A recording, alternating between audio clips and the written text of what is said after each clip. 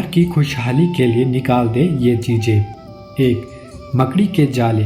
घर में मकड़ी का जाला लगा रहने से नकारात्मक ऊर्जा का वास रहता है, कार्यों में रुकावटें आती रहती है एवं भाग्य के बल में कमी आती है।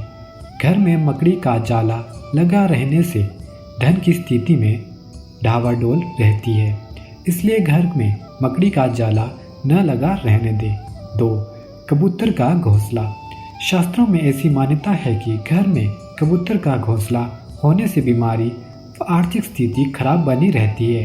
अगर घर के किसी भी हिस्से में कबूतरों का निवास है तो उसे तुरंत वहां से हटा दे। 3. मधुमक्खी का छत्ता। मधुमक्खी का छत्ता घर में अनेक प्रकार की समस्याएं उत्पन्न करता है, जैसे परिवार में रोग, घर में दरिद्रता, परिवार के सदस्यों आपस में तनाव, बच्चों की शिक्षा में बाधा आना आदि। मधुमक्खी का छत्ता अतिशीघ्र घर से हटा देना चाहिए। 4. टूटा हुआ शीशा। टूटा दर्पण यानी टूटा भाग्य। टूटा दर्पण नहीं देखना चाहिए क्योंकि इससे भाग्य का पक्ष कमजोर होता है। वास्तु के अनुसार घर में टूटा हुआ शीशा रखने से मानसिक व्याधियां बनी रहती है तथा घर में दरिद्रता भी पैदा करता है। 5. घर में चमगादड़ रहना। घर में चमगादड़ का रहना दुर्भाग्य का सूचक होता है। चमगादड़ घर में बीमारी, तनाव, दुर्घटना आदि का निमंत्रण देता है। यदि आपके घर से कहीं पर आसानी से चमगादड़ दिखते हैं तो शाम के वक्त घर की खिड़कियां बंद कर लेनी चाहिए।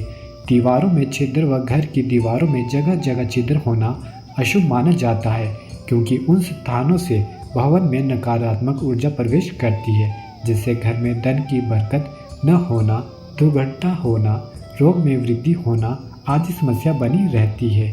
6. टपकता हुआ नल।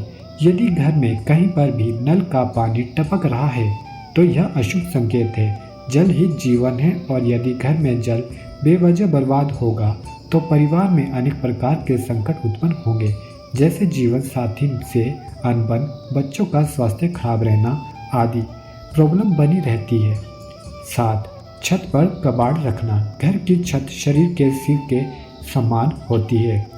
यदि सिर पर कोई भारी सामान रखा रहे तो स्वाभाविक है कि सिर में अनेक समस्या उत्पन्न हो जाती है।